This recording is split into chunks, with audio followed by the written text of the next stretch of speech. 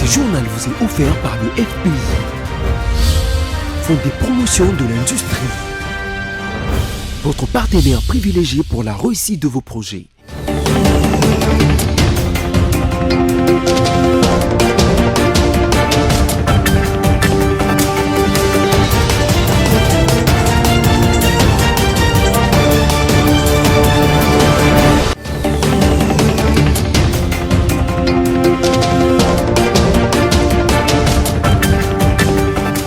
Bon début de semaine à tous, mesdames, messieurs, bienvenue à cette nouvelle session d'information sur BSC-TV, dont voici tout de suite la charpente.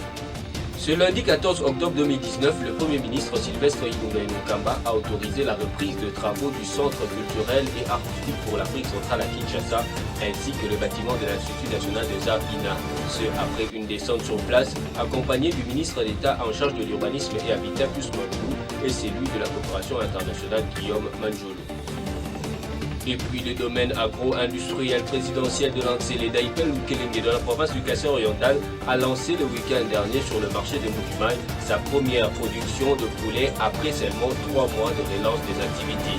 Enfin, après un bref séjour dans la province du Nord Kivu, l'épouse de l'ancien chef de l'État Marie-Olive Lembe Kabila s'est rendue dans la province du Sud Kivu avec pour objectif apporter l'aide aux sinistrés des incidents qui se sont produits dernièrement dans cette partie du pays.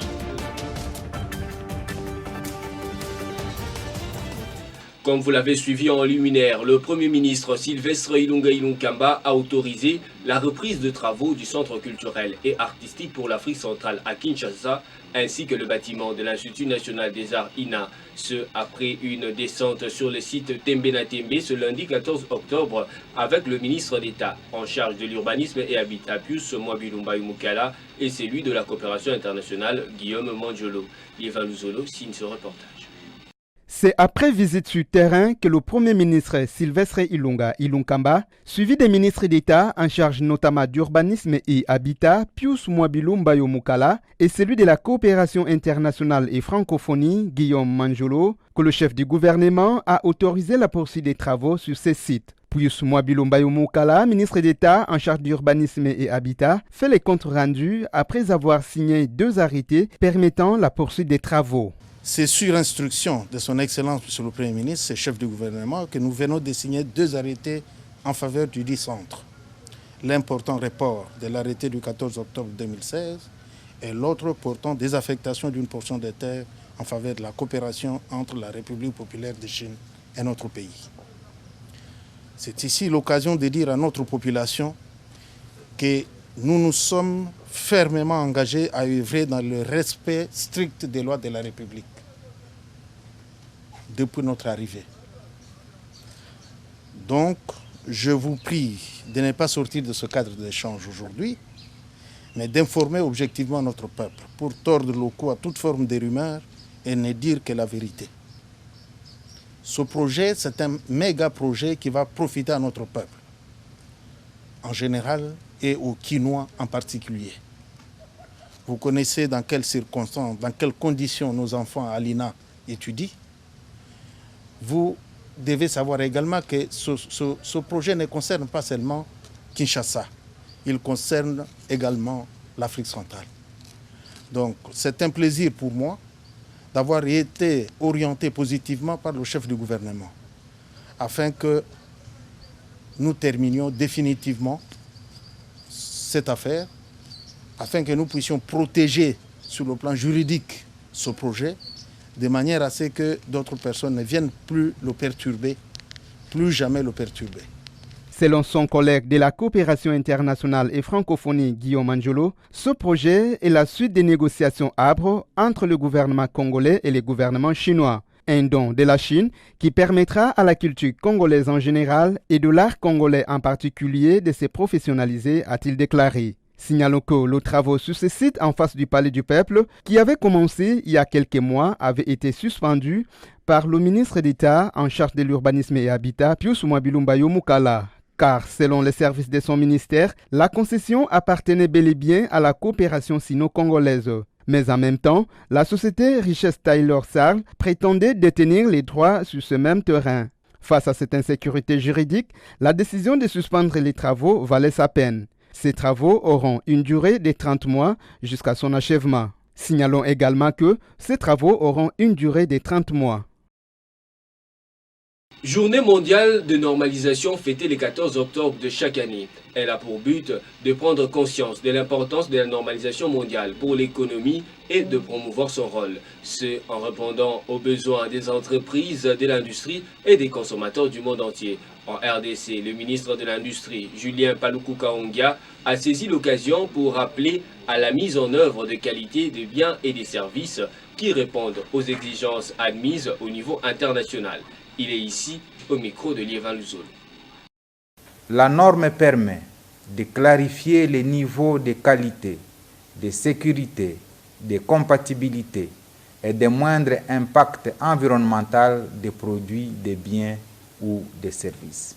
Tous les pays du monde ou groupes de pays régionaux sont dans l'impérative nécessité de hisser leur production nationale ou régionale aux standards internationaux pour la mise en œuvre de qualité des biens et des services qui répondent aux exigences admises au niveau international.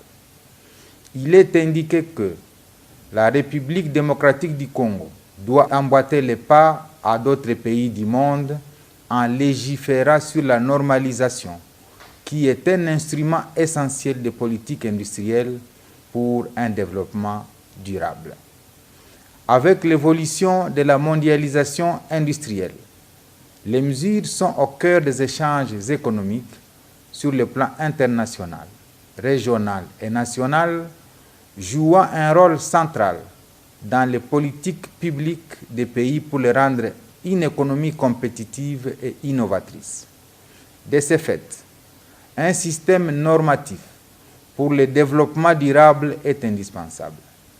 Ce système constitue un atout essentiel dans la lutte contre la corruption et la pauvreté, ainsi qu'un pilier pour la compétitivité des entreprises locales dans le contexte de libre-échange.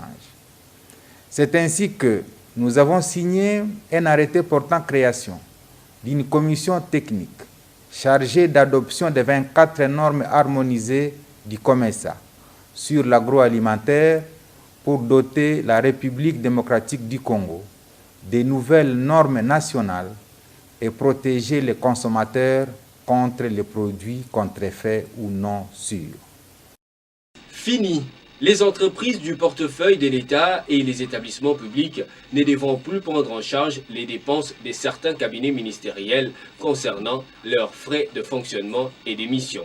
Placide Kesselo nous explique dans cet élément de reportage. Le Premier ministre Sylvestre Ilunga Ilunkamba veut mettre fin à la pratique de la prise en charge de certains cabinets ministériels par les entreprises du portefeuille de l'État et par les établissements publics en ce qui concerne les dépenses de fonctionnement et de frais d'émission. Le chef du gouvernement congolais a exprimé cette préoccupation dans une lettre datée du 9 octobre 2019. À en croire ce courrier, le Premier ministre Ilunga s'est exprimé en ces termes. De telles pratiques sont contraires à la bonne gouvernance et constituent une grave entorse à l'acte d'engagement éthique auquel les membres du gouvernement ont individuellement adhéré.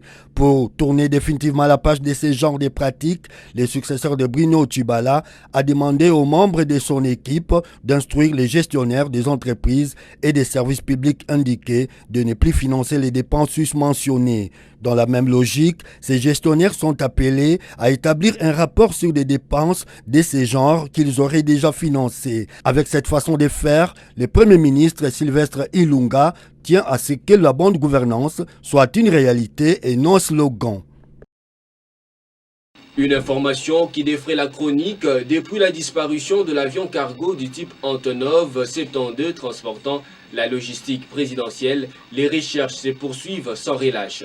Le dimanche 13 octobre, une autre pave de l'Antonov a été retrouvée en territoire de Kolé dans la province du Sankoro. Des investigations se poursuivent afin de communiquer des informations fiables. Suivez cet élément qui porte la marque d'Estrine Soulambi Mukenge. Les recherches en vue de la localisation de l'Antonov qui transportait la logistique présidentielle disparue il y a 3 jours s'intensifient pour apporter plus de lumière sur cette tragédie. Après celle retrouvée récemment à KCC au Maniema, une autre épave d'un avion non autrement identifié a été découverte en territoire de Kolé dans la province de Sankuru ce dimanche 13 octobre 2019. Les enquêtes sont à cet effet ouvertes dans cette partie du territoire congolais où d'intenses investigations sont en cours pour déterminer ce qu'il en est.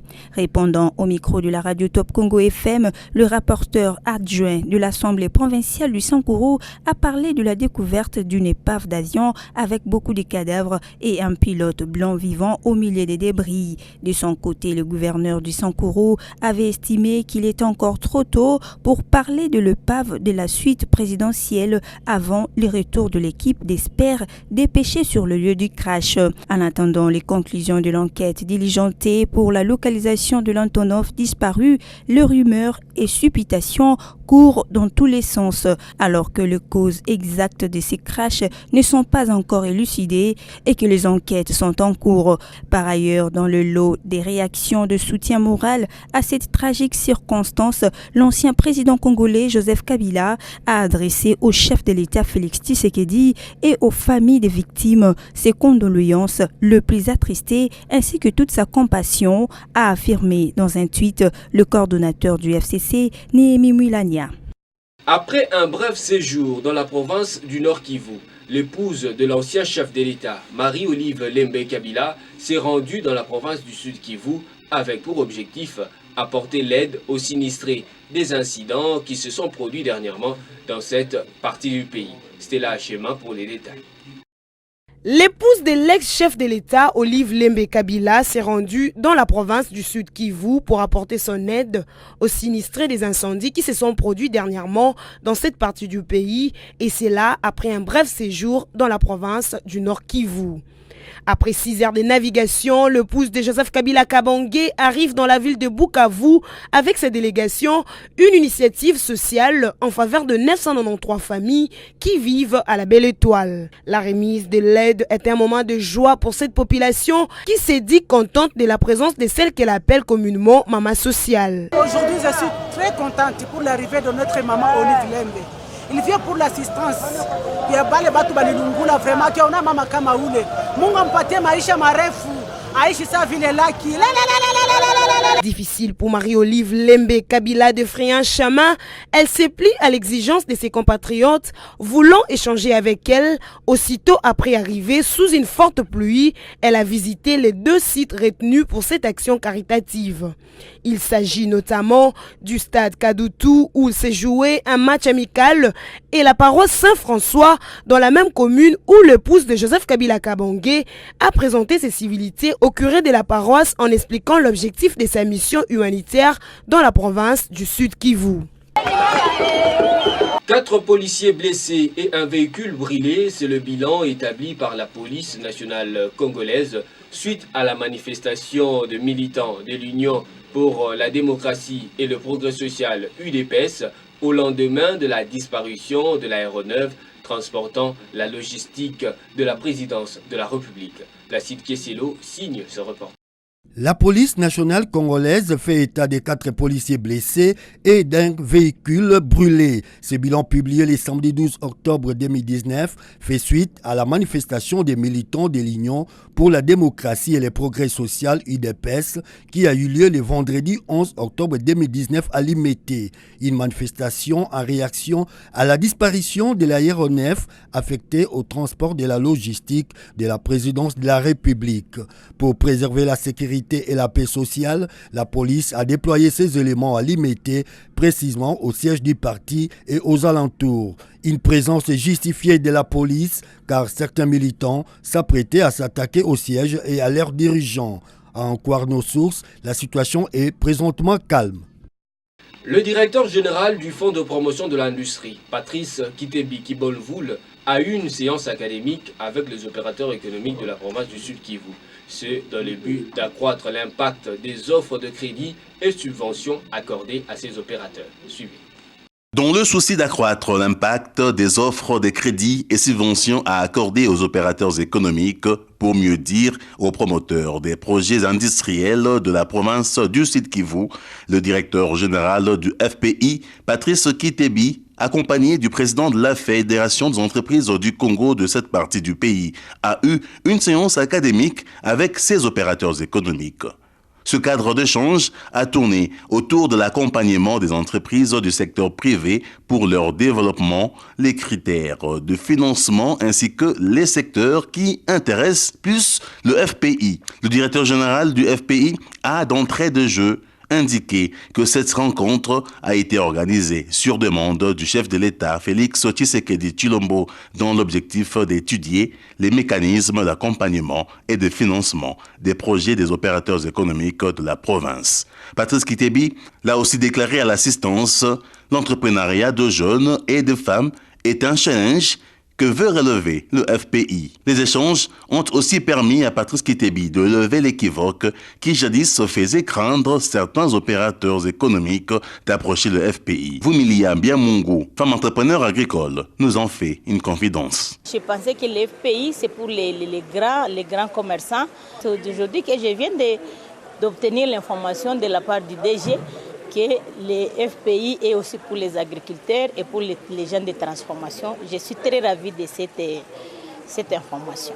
Moi, je pense maintenant que je n'aurai plus la peur. Maintenant, je suis prête à aller vers les FPI et lui exposer aussi. Donc, je me sens que maintenant, je suis libre d'approcher les FPI selon ce que le DG a dit et selon les informations qu'on a eues aujourd'hui. Toutefois, plusieurs autres femmes ont reconnu les mérites du FPI. C'est le cas de Masirika Nganiza Dorothée, promoteur de PVC Med, qui témoigne. J'ai une très bonne expérience avec le FPI. J'avais initié mon projet dénommé PVC Med en 2016 et l'évolution du projet a évolué très très bien jusqu'à ce que j'ai eu mon financement le 7 mars 2019. Je dirais seulement aux autres mamans qui veulent rédiger des projets qu'elles présentent des projets bancables. Donc que les femmes se mettent au travail. Les femmes du Sud-Kivu, je sais que ce sont des femmes très très dynamiques, qu'elles usent de leurs capacités pour rédiger des bons projets présentables, des projets bancables à présenter au FPI. Et je peux leur dire d'être toujours courageuses et de suivre minutieusement elles-mêmes leurs projets auprès de personnalités du FPI. Aussi présent à cette rencontre, le président de la FEC Sud-Kivu, Alain Roubouillet, n'a pas lui caché ses sentiments de satisfaction quant à l'engagement du FPI pour accompagner les opérateurs économiques du Sud-Kivu. Ces 3 jours étaient vraiment d'une activité très intense avec FPI et nous pensons que ce qui vient d'être fait, on a posé les jalons et on verra maintenant la suite. Mais il y a l'espoir. Nous encourageons d'abord le contact qu'il est en train de prendre avec nous, la sensibilisation. Il y a eu un changement au niveau du management de FPI. Nous pouvons voir aujourd'hui ces changements, même dans le traitement de dossiers. Vous venez de vivre vous-même les femmes qui ont témoigné qu'elles ont eu leur financement à temps réel, sans contrepartie. Donc, l'FPI, il y a une nouvelle vision, une nouvelle politique, et il y a une prise de conscience aussi pour la promotion de l'industrie en RDC. La rencontre terminée, ces opérateurs économiques du Sud-Kivu repartent avec les assurances. Le FPI, qui s'est dit le partenaire privilégié pour la réussite des projets, est déterminé à accompagner les opérateurs économiques qui vont présenter, bien sûr, des projets bancables dans le secteur agricole, de l'élevage, de la transformation et bien d'autres. Après l'inauguration du laboratoire des recherches agricoles dans la ville de Bukavu au Sud-Kivu par le chef de l'État, Félix Antoine Tshisekedi Tshilombo, le Fonds de promotion de l'industrie et l'Institut international de transformation agricole unissent leurs forces pour le développement de l'aquaculture en cage en République démocratique du Congo. C'est ce qui justifie la descente du directeur général du Fonds de promotion de l'industrie, Patrice Kitebi, à la station de recherche de l'Ilita de Kalambo. Suivez. Après l'inauguration de la station de l'Institut international d'agriculture tropicale IITA Kalambo dans le Sud Kivu, baptisé Campus de recherche IITA, président Olusegun Obasanjo, une infrastructure inaugurée par le chef de l'État Félix Antoine Tshisekedi Tshilombo, le Fonds de promotion de l'industrie FPI qui collabore déjà avec l'IITA, notamment par le développement d'un projet pilote d'aquaculture en cage sur le lac Kivu, s'est dit honoré par la concrétisation de cette station de recherche agronomique en République démocratique du Congo. Le directeur général du FPI, Patrice Kitebi, et celui de l'IITA, Emmanuel Nterania Sanginga, ont fait le point de ce partenariat interinstitutionnel. Depuis juillet 2019, le FPI et l'IITA ont signé un contrat de subvention pour le démarrage du projet d'aquaculture en cage sur le lac Kivu. Cette descente du directeur général du FPI, Patrice Kitebi, à la station de recherche agronomique de l'IITA Kalambo marque un pas de plus dans la matérialisation de ce projet d'aquaculture en cage dans le lac Kivu.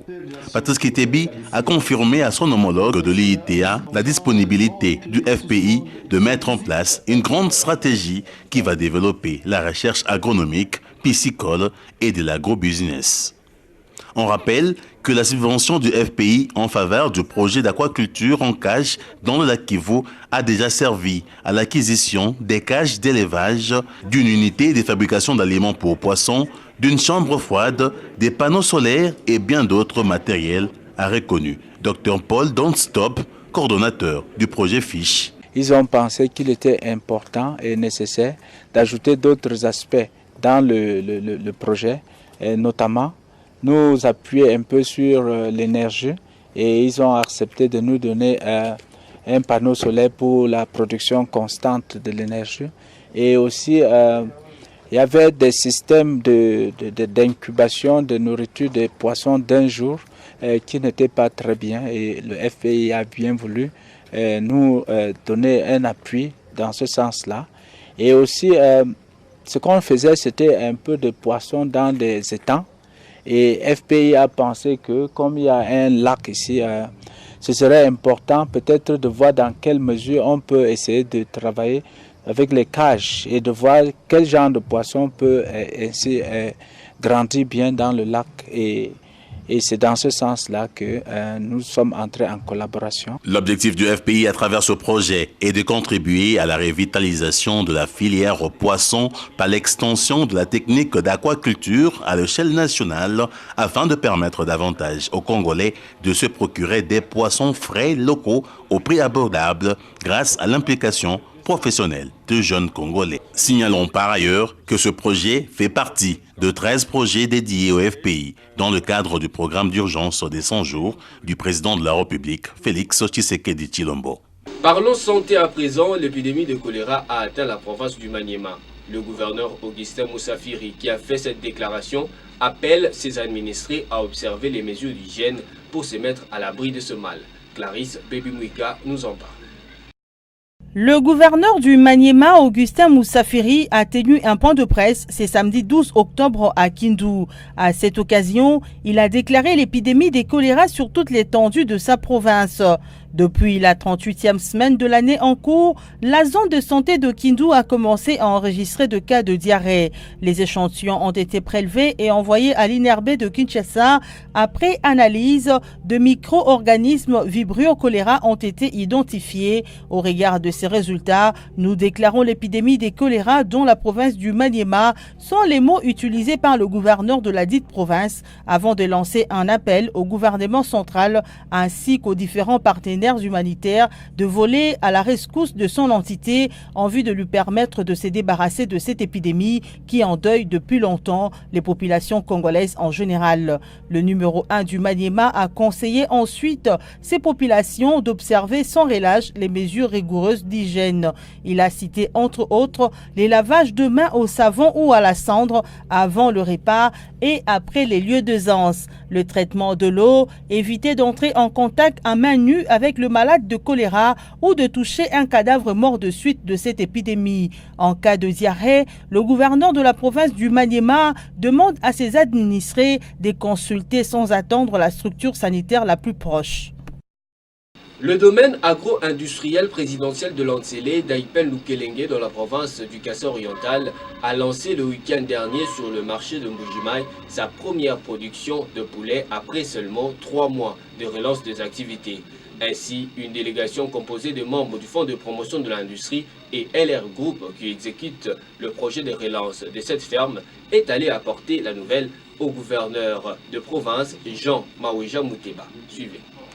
Le domaine agro-industriel présidentiel de Lantsele, Daipen de Lukelenge dans le Kassai oriental, a lancé ce week-end sur le marché de Mbujimayi sa première production de poulets après 3 mois de relance des activités. Cette information a été portée au gouverneur du Kassai oriental, Jean Maweja Mouteba, au cours d'une séance de travail entre le gouvernement provincial, le Fonds de promotion de l'industrie et LR Group qui exécute le projet de relance des activités de cette ferme avicole. L'épicentre des débats, la question du prix des ventes. En référence au coût d'exploitation très élevé, le poulet de 2,60 kg est évalué à 15 000 francs congolais. Un prix qui serait tributaire au coût de production, a déclaré à la presse François Pouila, délégué du FPI. L'autorité nous a fait une observation par rapport au processus de vente. L'autorité a demandé à l'équipe d'indiquer les points de vente et aussi surtout d'indiquer les prix qui allaient être fixés pour les poussins. La population estime que les poussins à 15 000 francs, c'est trop cher. Mais nous venons de démontrer à l'autorité que 15 000 francs qui est là, c'est pour un poulet de 42 jours de 2,6 kg. Mais les poussins que nous avons sont aujourd'hui à 2,6 kg.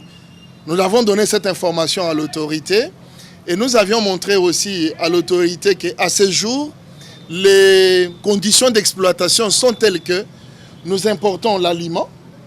Les conditions d'exploitation sont telles que la majeure partie de la journée d'exploitation, nous utilisons les groupes électrogènes.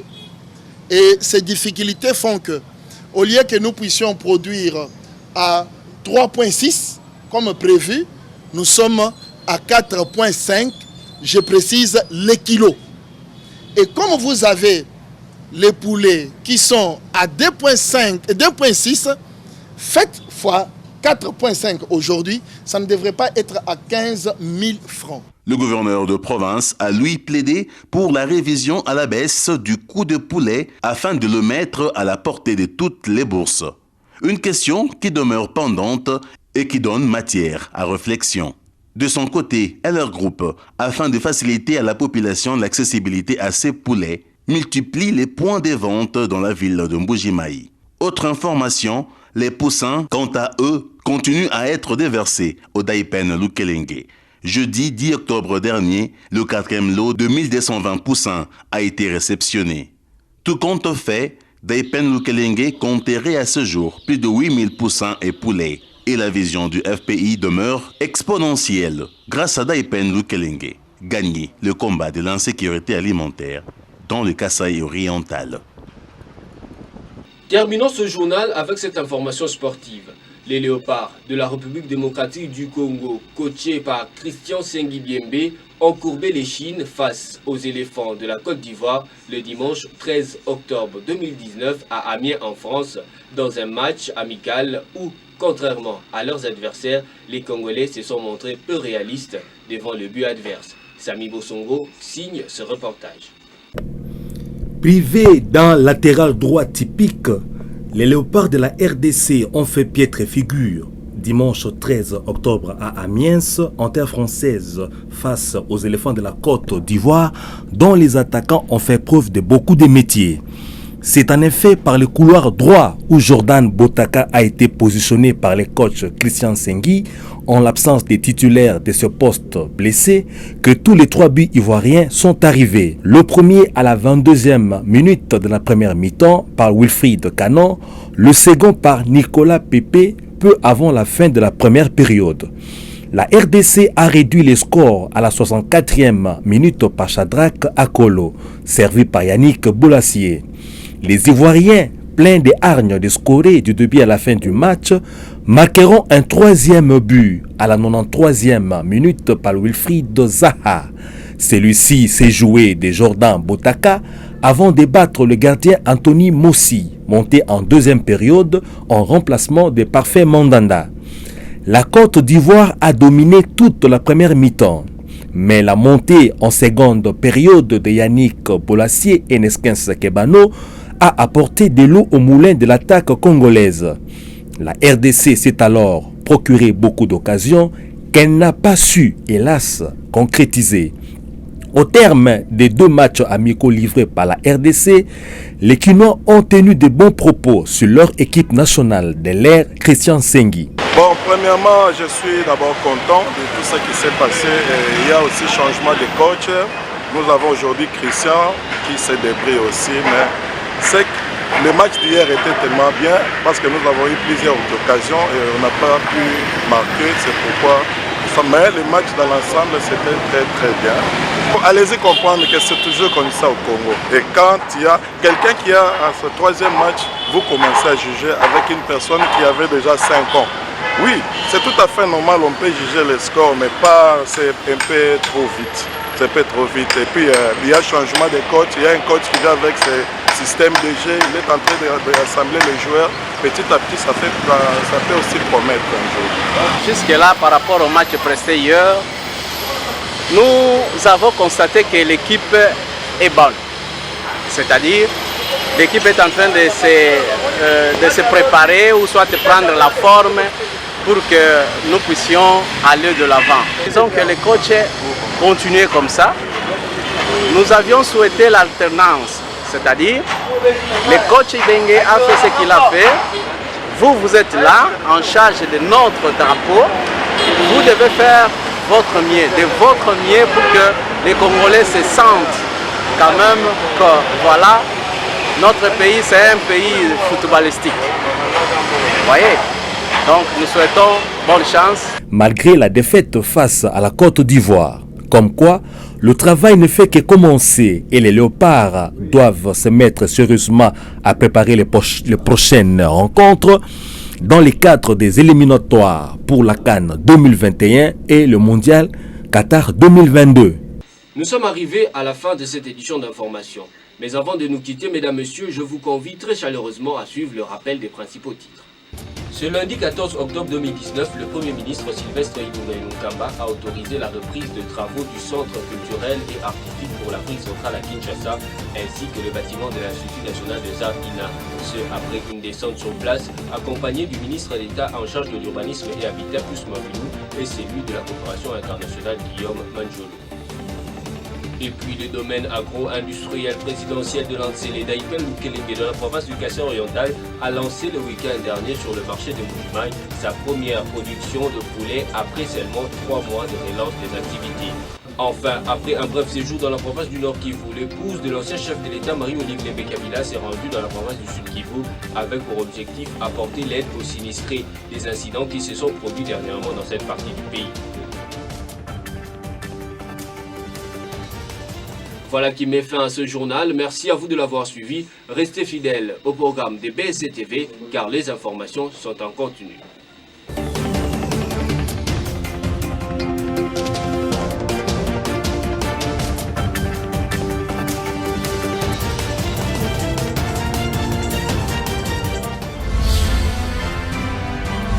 Ce journal vous a été offert par le FPI, Fonds des promotions de l'industrie.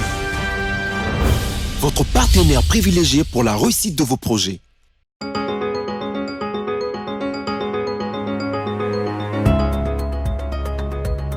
Merci de nous rester fidèles pour suivre la revue de presse de ce lundi 14 octobre 2019. Commençons avec les sites d'actualité Congo Virtuel qui titrent « Le Premier ministre saisi de l'insécurité au Sud Kivu ».